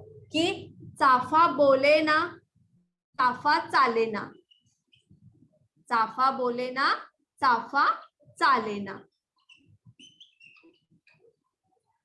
आता यामध्ये काय केलंय, हा जो चाफा आहे, ओके, तर हा जो चाफा आहे हा चाफा बोलतो आहे का, नाही, बोलू पण शकणार नाही, चालू पण शकणार नाही, बरोबर. चाललंय म्हणजे हा चाफा काय तुमचा सजीव झाला, पण बोलणे चालणे हे तुमचं काय की निर्जीव झालं, बरोबर ना. म्हणजेच काय, की ती जी वस्तू आहे त्या वस्तूला निर्जीव स्वरूपामधून आपण काय करतो, डायरेक्ट सजीव स्वरूपामध्ये काय करतो, की त्याचं इन्व्हॉल्व करतो, किंवा सजीव जर एखादी वस्तू असेल तर ती निर्जीव घटकामध्ये आपण काय करतो, समावेश त्याचा करत असतो. म्हणजे डोंगर हसू लागला, हा, डोंगर हसू लागला, खरंच डोंगर हसणार आहे का, नाही. मग त्यामध्ये कोणता प्रकार तुमचा आला, चेतना गुणोक्ती. पण डोंगर दुसरा असं म्हणतो, की डोंगर रडू लागला, बरोबर. तर हे जे रडू लागला किंवा हसू लागला हे जे आहेत ना, हे काय की भाव त्यांचे आहेत. जसं की चाफा बोले ना चाफा चाले ना, म्हणजे चाफा बोलणं पण झालाय किंवा तो चालना पण झालाय असं त्याचा अर्थ होतो. जसं की डोंगर बोलू लागला किंवा डोंगर हसू लागला किंवा डोंगर रडू लागला. अशा परिस्थितीत काय होतं की जे असं त्यांचे भाववाचक जर भावना त्या ठिकाणी व्यक्त करायच्या असतील तर त्या आपण कशा करतो की सजीव जे आहेत त्या सजीव घटकांशी आपण किंवा जे सजीव गुणधर्म आहेत त्यांच्याद्वारे आपण करत असतो. तर तेव्हाच तो कोणता अलंकार होतो? चेतना गुणोक्ती हा अलंकार होतो. बरोबर. दुसरा प्रकार आहे विरोधाभास. विरोधाभास म्हणजे काय? वाक्यामध्ये काय असणार? तुमचा विरोध असणार. गेल्या वाक्यामध्ये 2 वस्तूंमध्ये काय असणार की विरोध त्या ठिकाणी आपला दिसतो. विरोध सारखा आपल्या ठिकाणी भास झालेला आहे म्हणून तो कोणता अलंकार? विरोधाभास. म्हणजे एकाच वाक्यामध्ये काय होतं की 2 अशा गोष्टी येतात की त्या गोष्टीमध्ये काय दर्शवलं जाते? विरोध दर्शवला जातो. जे काही तुमचं वाक्य आहे वाक्यामध्ये ज्या 2 घटना आहेत त्या 2 घटनेमध्ये काय होतं की विरोध आपल्याला दर्शवलेला असतो तेव्हा त्या ठिकाणी विरोधाभास असं म्हणतात. मग वाक्य कसं असणार बघा. जरी आंधळी मी तुला पाहते. कसा एक पंक्ती. जरी आंधळी मी तुला पाहते. मी आंधळी आहे पण मी तुला पाहते आहे. आता विरोधाभास आहे की नाही? आंधळी आहे पण ते पाहते शक्य नाही ना. पण त्या ठिकाणी काय केलंय की अर्थ दाखवलेला आहे. कोणता? कारण अर्थालंकारामध्ये सगळे अर्थच महत्वाचे ठरतात. ओके. मग ते ह्या प्रकारावरून ठरत असतात. मग हे वाक्य आहे की जरी आंधळी मी तुला पाहते. जरी लंगडी मी चालते. आता लंगडी तरी देखील मी चालते आहे. हे काय त्या ठिकाणी वाक्य झालं. मग हे वाक्य सांगत असताना कोणता अलंकार होतो? विरोध दाखवलेला आहे. आंधळी आहे तरी देखील ती काय करते आहे? पाहते आहे. लंगडी आहे तरी देखील ती काय करते आहे की चालते आहे. ओके. बहिरी आहे तरी देखील ती काय करते आहे? ऐकते आहे. अशा पद्धतीची काय असते ती सेंटेन्स किंवा त्या ठिकाणी काव्यपंक्ती दिलेली असते. ज्या वाक्यामध्ये 2 घटकामध्ये काय होतो की विरोधाभास दिसतो तेव्हा तो कोणता अलंकार ठरतो? विरोधाभास अलंकार ठरतो. आणि जो शेवटचा आहे तो कोणता? अर्थांतरन्यास. आता अर्थांतरन्यास म्हणजे काय? सिद्ध करणे. जो वाक्याचा अर्थ आहे तर त्या वाक्यामध्ये सिद्धता किंवा सिद्ध करण्याची किंवा पुरावे त्या ठिकाणी असणं खूप महत्वाचे आहे. आणि त्या पुराव्यावरून काय होतं की तो वाक्य किंवा ती मॅम घटना तो त्या ठिकाणी लास्ट पॉइंट थोडा वरती लिहा, ते दिसत नाहीये. ओके. अर्थांतरन्यास मी त्याला साईडला लिहिते. लास्टचा जो आहे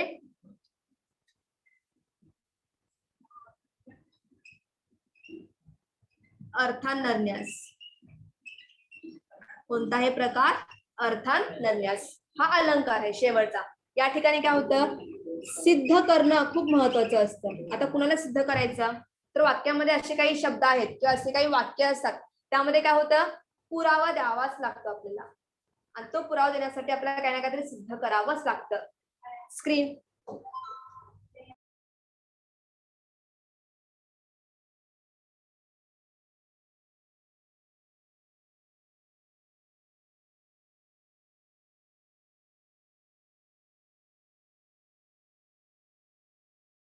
मॅम तुमचा आवाज येत नाहीये.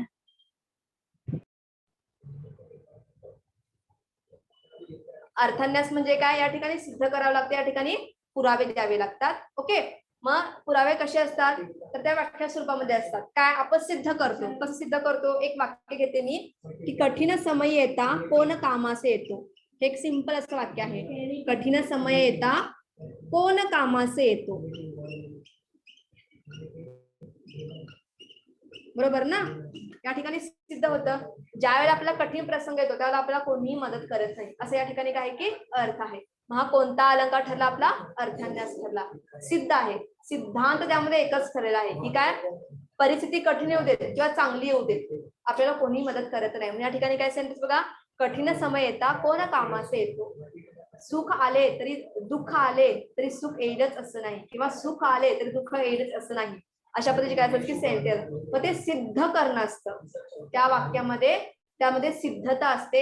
सिद्ध करणं असतं. ते सिद्ध करण्यासाठी काही ना काही त्या ठिकाणी पुरावे दिलेले असतात. या ठिकाणी काय असतं बघा. कठीण समय येता कोण कामास येईल. म्हणजे माझ्यावरती कितीही संकट आहे तरी मला कोणी मदत करू शकत नाही. हे सांगण्यासाठी हे सिद्ध करण्यासाठी काय होतं? या अर्थान्यास या अलंकाराचा काय होतं की उपयोग होतो. म्हणजे फक्त सिद्धता आणि सिद्ध करणे. आणि दुसरा जो 10वा आहे तो म्हणजे दृष्टांत अलंकार. हा खूप महत्वाचा आहे. दृष्टांत अलंकार. दृष्टांत म्हणजे काय? सिंपल उदाहरण. उदाहरण देणे. दृष्टांत म्हणजे काय? उदाहरण देणे. 2 मिनिट फक्त ब्रेक घेते. आपण हे दृष्टांत अलंकाराचं एक्झाम्पल पाहूया.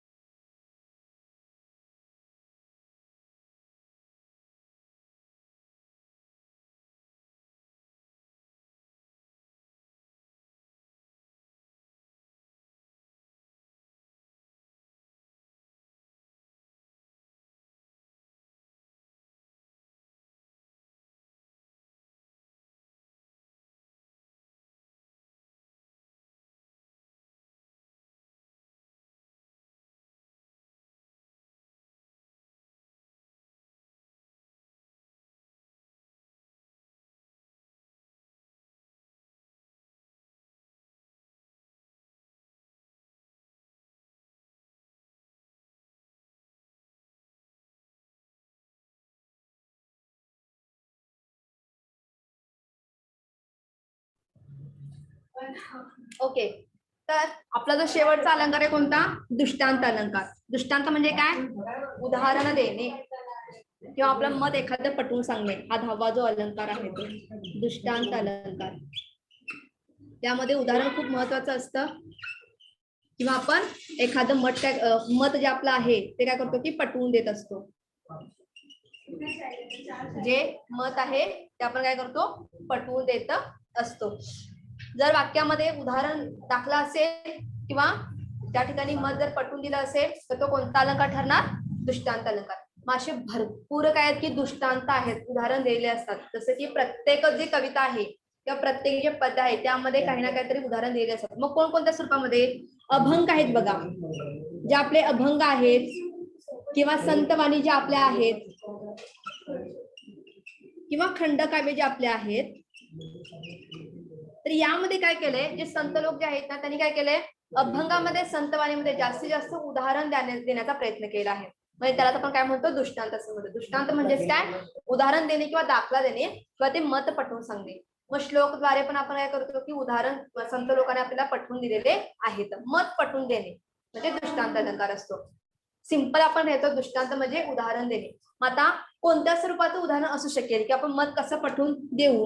मग त्या ठिकाणी जे काही संत लोक आहेत त्यांनी काय केले की आपले जे देव देवता आहेत त्यांना विनवणी केलेली आहे किंवा त्यांच्या पुढे प्रार्थना केलेली आहे. ओके, आपली श्रद्धा पटवून देण्यासाठी त्यांनी झटपट म्हणजे पूर्णतः काय केलं की परिश्रम केलेला आहे. मग उदाहरणार्थ बघा, एक असं आपण उदाहरण घेऊया काय की चकोर पक्षी चंद्रास परी दिसे. हे एक उदाहरण झालं. दुसरे कसं उदाहरण आहे, हरिणी चिंतेत असे वासरू. असे काय की उदाहरण आहे.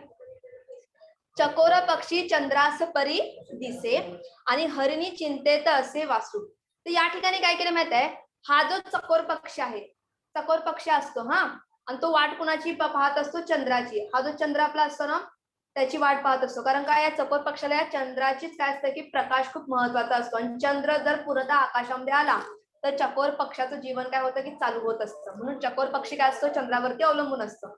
मग हे जीवन अवलंबून करून सांगण्यासाठी, त्या ठिकाणी ते मत पटवून देण्यासाठी हा दृष्टांत किंवा हे उदाहरण त्या ठिकाणी दिलं आहे त्या काव्यपंक्तीमध्ये. दुसरं काय उदाहरण आहे, हरिणी चिंतेत असे वासरू. हरिणी जी आहे ही हरिणी काय की चिंतेत आहे. कुणाच्या? त्या वासरूच्या. सॉरी, वासरू नाही, पाडसं. हरिणी चिंतेत असे पाडस. पाडस म्हणजे काय? ती जी हरिणी आहे ही हरिणी काय की चिंतेत आहे. कुणासाठी? त्या आपल्या बाळासाठी. बरोबर. या ठिकाणी काय दर्शवलंय, अर्थ काय सांगितलं आहे? वात्सल्य. त्या हरिणीमध्ये त्या पाडसामध्ये काय की वात्सल्य, प्रेम, माया दाखवलेली आहे. आणि ही माया दाखवण्यासाठी त्या संत कवीने काय केलेलं आहे, हा दृष्टांत किंवा हा उदाहरण दिलेले आहे. मग अशा पद्धतीची काय असतात की उदाहरणं असतात. जसं की चकोर पक्षी चंद्रास परी किंवा हरिणी चिंतेत असे पाडसे. जर तुम्ही NCERT जर तुम्ही पुस्तकं पाहिली मराठीची 9वी 10वी जर तुम्ही पुस्तकं पाहिली तर त्या पुस्तकामध्ये भरपूर असे दृष्टांत कविता दिलेले आहेत. उदाहरण भरपूर त्या ठिकाणी आहेत आणि असे सगळे काव्यपंक्ती त्या ठिकाणी दिलेले आहेत. मग त्या ठिकाणी त्या संत कवीने मातृत्व दर्शनासाठी, प्रेम दर्शनासाठी किंवा आपल्या भगवानाला विनंती करण्यासाठी किंवा ती श्रद्धा त्या ठिकाणी दाखवून देण्यासाठी, त्यांनी मत पटवून देण्यासाठी मग काही श्लोकांचा देखील वापर केलेला आहे. त्यानंतर काही अभंगांचा वापर केला किंवा संतवाण्याचा देखील वापर केलेला आहे. मग अशा पद्धतीचे काय असतात की उदाहरण दिलेलं असतात. त्या ठिकाणी फक्त आणि फक्त उदाहरण किंवा दाखला दिलेला असतो. आणि हे सगळं तुम्हाला फक्त अभंग आणि संतवाणीमध्येच काय होतं की मिळू शकतं. तर हे झाले आपले अर्थालंकाराचे प्रकार. किती? उपमा, उत्प्रेक्षा, अपनुती, अनन्वय, रूपक, अतिशयोक्ती, चेतना, गुणोक्ती, विरोधाभास, अर्थान्यास आणि दृष्टांत. हे 10 प्रकार काही खूप महत्वाचे आहेत की ह्याच्यावरतीच काय होतं की प्रश्न जास्तीत जास्त येतातच. तर ह्या अलंकारामध्येच काय की अर्थपूर्ण काय असतं की ते वाक्य असतं, त्याला अर्थाला खूप काय असतं की महत्व असतं. उपमा काय म्हणायचं? समानता किंवा तुलना दिली असते, त्यामध्ये सम, समान, प्रमाणे हे काय असतात की शब्द इन्व्हॉल्व असतात. उत्प्रेक्षा कसं ओळखायचं? उपमेय आणि उपमान हे दोन्ही सारखेच आहे की काय असं आपल्याला वाटतं किंवा भासतं, म्हणजेच ते काय उत्प्रेक्षा आहे. आणि ते ओळखण्यासाठी जणू, काय, की, ओके. त्यानंतर परी यासारखे शब्द त्या ठिकाणी दिलेले असतात. अपनुती म्हणजे काय? तर या ठिकाणी अपनुती म्हणजे काय? लपविणे. आपण लपवतो, मूळ वस्तू असते पण ती लपवायची नाही, आपण दुसरी आहे म्हणून सांगायचं. म्हणजे आंबा हा नाही पण ती काय की साखर आहे, पेन हा नाही पण ती काय पेन्सिल आहे, असं आपण काय करतो की सांगतो. म्हणजेच ती तुमची काय झाली की अपनुती अलंकार तुमचा झाला. अनन्वय अलंकार म्हणजे काय? आपण तुलना करू शकत नाही, कुणाची आपण तुलना करू शकत नाही. आई म्हणजे ती आपली आईच आहे, बरोबर. पाणी हे पाणीच आहे. ताजमहल हा ताजमहलच आहे, तो दुसरा कोणी बनवू शकत नाही. म्हणजे ज्याची आपण तुलना करू शकत नाही असा अर्थबोध होतो, त्या ठिकाणी तो अनन्वय असतो. रूपक मध्ये काय की एखाद्या घटकाला काय केलं असते की दुसऱ्याची रूपता किंवा रूप त्या ठिकाणी दिलेलं असतं, बरोबर. त्यानंतर म्हणजे परी ही चंद्रासारखी आहे असं म्हणू शकतो, किंवा मुलगी ही काय की परीसारखी आहे. परी म्हणजे कोणती? स्वप्नपरी जी असते ती, त्या परीसारखी. अशा परीचे काय होतात की त्या ठिकाणी उदाहरण येतात. अतिशक्ती म्हणजे काय? वाक्यामध्ये एखादं मत असेल, एखादी घटना असेल, ती फुगवून सांगायची का ती वाढवून सांगायची, तर असा अर्थबोध होतो अतिशक्ती अलंकारामध्ये. चेतना ही जी गुणोक्ती आहे यामध्ये काय होतं? जे निर्जीव घटक आहेत त्यांच्यात आपण काय करतो की भावभावना ज्या आहेत किंवा भाववाचक जे काही घटना आहेत त्या आपण सजीव गुणधर्मातून काय करतो की व्यक्त करतो. मग असं ज्यावेळेला आपल्याला दिसतं त्याला कोणता अलंकार होतो? चेतना गुणोक्ती होतो. मग चाफा बोलत नाही, चाफा चालत नाही, ओके. किंवा डोंगर रडू लागला, डोंगर हसू लागला, बरोबर. अशा पद्धतीची काय असतात की सेंटेन्स किंवा वाक्य त्या ठिकाणी तुम्हाला दिलेली असतात. विरोधाभास म्हणजे काय? दोन घटना असतात, त्या दोन घटनामध्ये किंवा दोन वाक्यामध्ये काय दाखवलं असतो की विरोधाभास दाखवला असतो. विरुद्ध असतात, ते विरुद्ध असतात एकमेकांच्या. जसं की मी आंधळे आहे पण मी काय करते? पाहते आहे. मी लंगडे आहे परंतु मी काय करते आहे? पळते आहे. मी एक आहे की मूकबधिर आहे तरी देखील मी काय करते? गाणे गाते आहे. तर हे दर्शनासाठी कोणता अलंकार महत्त्वाचा ठरतो? विरोधाभास. आणि दुसरा आहे तो अर्थांतरन्यास. यामध्ये काय दर्शवलं जातं की सिद्ध करावं लागतं आपल्याला, आणि ते सिद्ध केलं असतं. मग त्या ठिकाणी पुरावा खूप महत्वाचा असतो. म्हणजेच काय की कोण कठीण समय जर आले तरी कुणी कामाला येत नाही. सुख आले तर दुःख येतच, किंवा दुःख आले तर सुख येतच. असं आपण होकारार्थी म्हणू शकतो किंवा नकारार्थी पण असं म्हणू शकतो की नाही, सुख येतं म्हणजे दुःख येतं असं नाही, तर दुःख येतं मग सुख येतं असंही नाही. कोणत्याही स्वरूपामध्ये आपण ते वाक्य लिहू शकतो. मग असा अर्थबोध ज्या वाक्यामध्ये होतो तो अर्थांतरण्यास होतो. पुढचा दृष्टांत. दृष्टांत म्हणजे उदाहरण देणे, दाखला देणे किंवा एखादं घटनेविषयी मत पटवून देणे. मग ते देण्यासाठी काय होतं की अर्थबोध ज्या अलंकारामध्ये होतो तो दृष्टांत असतो. मग अशा पद्धतीचे काय असतात की उदाहरण दिलेले असतात. ते उदाहरण कुठे असतात? महत्वाचे म्हणजे अभंगामध्ये, संतवाणीमध्ये. असा प्रश्न पडला होता मागच्या वेळेला की कोणत्या अलंकारामध्ये उदाहरण दाखला दिलेला असतो? कोणत्या अलंकारामध्ये? दृष्टांत अलंकारामध्ये. कारण हे का हे मिनिंग आहे. जसं आपण काल पाहिलं होतं की करण म्हणजे काय, बरोबर. याचा अर्थ माहित पाहिजे ना आपल्याला. करण म्हणजे काय? साधन. हे सिंपल काय केलं होतं की प्रश्न विचारला होता. किंवा साधन म्हणजे काय? तर साधन म्हणजेच काय? करण. ओके. तर असे प्रश्न आहे. मग तसा हा प्रश्न काय विचारतो की कोणत्या अलंकारामध्ये उदाहरण किंवा दाखला दिलेला आहे? कोणत्या अलंकारामध्ये काय केलं की उपमा हे उपमान सारखेच दिसते. तो कोणत्या अलंकारामध्ये? उत्प्रेक्षा अलंकारामध्ये. समजलं? असे देखील प्रश्न विचारू शकतात, किंवा दिलेले तुम्हाला उदाहरण असतात, ऑप्शन असतात, सेंटेन्स असतात, काव्यपंक्ती असतात. ते काव्यपंक्ती रीड करायचं आणि त्या काव्यपंक्तीतून तो अलंकार कोणता आहे हे फक्त ओळखायचं आहे. तर हा अशा पद्धतीचे दोन अलंकार आपण पाहिले. एक म्हणजे कोणता? शब्दालंकार, दुसरा अर्थालंकार. आणि महत्त्वाचा प्रश्न, साधर्म्यवाचक शब्द कोणते, समान गुणधर्म असणारे शब्द कोणते, उपमेय आणि उपमान हे वाक्यामध्ये माहिती असणं खूप गरजेचं आहे. मग मी तुम्हाला उदाहरण दिलं होतं कोणतं की आंबा साखरेसारखा गोड आहे. तर आंबा हा जो शब्द आहे हे काय झालं? तुमचं उपमेय झालं. साखर हा शब्द तुमचा उपमान झालं. सारखा हा शब्द तुमचा साधर्म्यवाचक शब्द झाला. आणि गोड हा जो शब्द आहे तो काय झाला? तुमचा समान गुणधर्म शब्द झाला. उत्प्रेक्षामध्ये पण हे उपमेय उपमान त्याचबरोबर साधर्म्यवाचक शब्द आणि समान गुणधर्म देखील येतात. मग त्यामध्ये पण कोणकोणते शब्द आहेत? जणू आहे, जणू काय आहे, गमे आहे, वाटे आहे, भाष्य आहे. हे काय झाले? सगळे साधर्म्यवाचक शब्द झाले. त्यामध्ये पण म्हणजे उपमा आणि उपमेयामध्ये हे उपमेय आणि उपमान खूप महत्वाचे काम करतात. हा, उत्प्रेक्षामध्ये आणि उपमानमध्ये. असा देखील प्रश्न विचारला होता की असे कोणते दोन अलंकार आहेत त्यामध्ये उपमेय आणि उपमान दर्शवले जातात? हा दोन अलंकारामध्ये. किंवा उत्प्रेक्षा अलंकाराचे साधर्म्यवाचक शब्द कोणता दिलेल्या वाक्यामधला असाही प्रश्न येऊ शकतो, किंवा उपमा अलंकारामधला कोणता साधर्म्यवाचक शब्द आहे ते देखील येऊ शकतो, कारण हे विचारलेले आहेतच. साधर्म्यवाचक शब्द असू दे किंवा समान गुणधर्म असणारे शब्द, मग हे आपल्याला शब्द माहिती असणं खूप गरजेचं आहे. तसं मग तुम्हाला अलंकार 2 प्रकार पाहिले आणि त्यातील देखील आपण उपप्रकार पाहिलेले आहेत.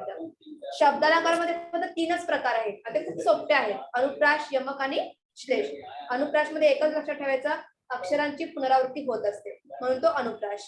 यमक मध्ये राइम्स वर्ड्स असतात, यमक शब्द जुळणारे असतात त्यामुळे तो यमक. श्लेष मध्ये काय एकच शब्द असतो पण त्याचे 2 वेगवेगळे अर्थ निघतात म्हणून तो श्लेष अलंकार. समजलं सर्वांना? अलंकार बेसिक आहेत, ह्याच्यामध्ये भरपूर उदाहरणं आहेत पण वेळेअभावी आपल्याला एवढे जास्त उदाहरणं घेता येणार नाहीयेत, म्हणून फक्त मी काय केलंय तुम्हाला शॉर्ट मध्ये फक्त तो अलंकार समजून दिलेला आहे आणि प्लस त्याचे उदाहरण कसं असू शकेल हे तुम्हाला दिलेलं आहे. बाकीचा जो सगळा सार आहे तो सगळा तुम्हाला ह्या नोट्स द्वारे उपलब्ध करून दिला जाईल. तर जे अलंकार आहेत ते समजलं का ते फक्त सांगा, त्याच्यामध्ये जर काही डाऊट्स असेल तर आपण ते क्लिअर करूया. समजलं मॅम. समजलं ना? आता सिंपल, फक्त हे अर्थ लक्षात ठेवले ना की तुम्हाला कोणताही जरी सेंटेन्स आला ना तर तुम्हाला ओळखता येतो. अर्थ महत्वाचे आहेत. जर तुम्हाला व्याकरण किंवा ग्रामर परफेक्ट करायचं असेल कोणत्याही स्पर्धा परीक्षेमध्ये तर त्या शब्दाचा अर्थ माहित असणं खूप गरजेचं आहे. हा अर्थ माहित असण्यासाठी वाचन, खूप अवांतर वाचन हवं. अवांतर जर वाचन असेल तर तुम्हाला अर्थ पटकन, कारण आपली जी अशी मराठी भाषा आहे ना ती वेगवेगळ्या भाषेतून तयार झालेली आहे, बरोबर. वेगवेगळे शब्द त्यामध्ये इन्व्हॉल्व झालेले आहेत. मग त्यामुळे असं नाही की बाबा हा चंद्र असं म्हटलं की तो चंद्रच आला पाहिजे, नाही, त्याला दुसरा अर्थ येऊ शकतो. लागला म्हणजे काय की त्या ठिकाणी त्याला झोप लागली आहे की त्याला ठेच लागले हे कळत नाही, कारण का वेगवेगळे अर्थ काय त्या ठिकाणी उत्पन्न होत असतात. म्हणून वाचन अवांतर असणं खूप गरजेचं आहे, त्याचा अर्थ मेन समजून घेणं खूप गरजेचं आहे. जसंच्या तसं आहे डेफिनेशन तसं तुम्ही अजिबात तोंडपाठ करायचं नाही, त्याचा अर्थ समजून घ्यायचा आणि मगच, कारण का तुम्हाला प्रश्न असेच विचारलेले असतात, ह्यामधला हा कोणता किंवा या कोणत्या मधला हा कोणता, हेच फक्त विचारलेलं असतं. ओळखा, लिहा, बनवा, सप्लाय विषय. मग हे ओळखा बनवा लिहिण्यासाठी आपल्याला ते अर्थ त्याचे माहित असणं खूप गरजेचं आहे. समजलं? बाकीचे जे सगळे उदाहरण असतील एक्स्ट्रा उदाहरण मी तुम्हाला नोट्सद्वारे पुरवणारच आहे. आता जो आपला शेवटचा टॉपिक उरलाय तो म्हणजे समास, तो देखील आपण अशाच पद्धतीने काय करणार आहे की पाहणार आहोत. ठीक आहे, चला. Okay ma'am. Okay, bye. Thank you ma'am. Bye. Ma'am ते वर्णमालाचं सांगणार होता तुम्ही.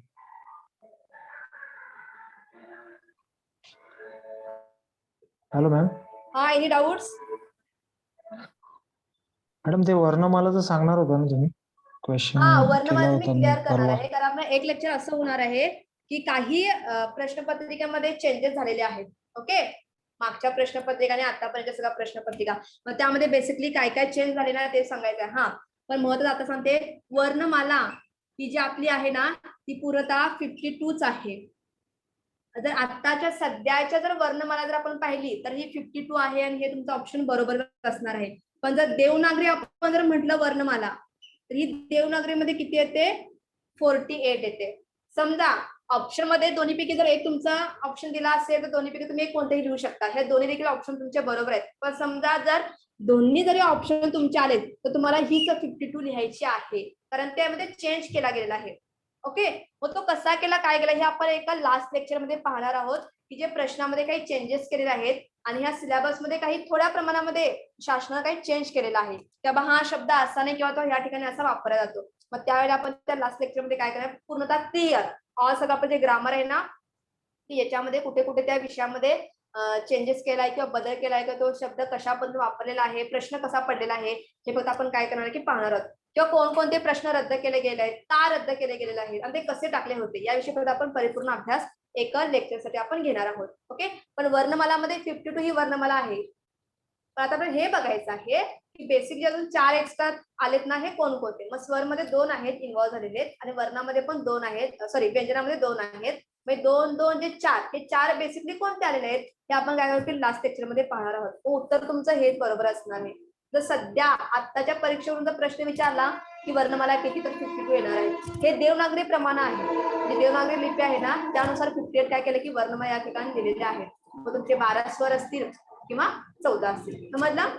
आता आपल्याला हेच बघायचं की 4 जे आलेत ना हे वर्ण हे कोणत्या आहेत ना ते आपल्याला पाहायचं आहे आणि त्यांचा सिक्वेन्स देखील आपल्याला पाहायचा आहे. मग तो सगळा मी तुम्हाला ज्या काही बदल झालेला आहे, परिवर्तन जे सगळं झालेलं आहे, काय काय चेंज जे केलेले आहेत ते सगळं आपण लास्ट लेक्चर मध्ये आपण एक घेणार आहोत लेक्चर. त्यामध्ये आपण सगळं क्लिअर डाऊट करून घेऊया आणि आपण चर्चा करूया.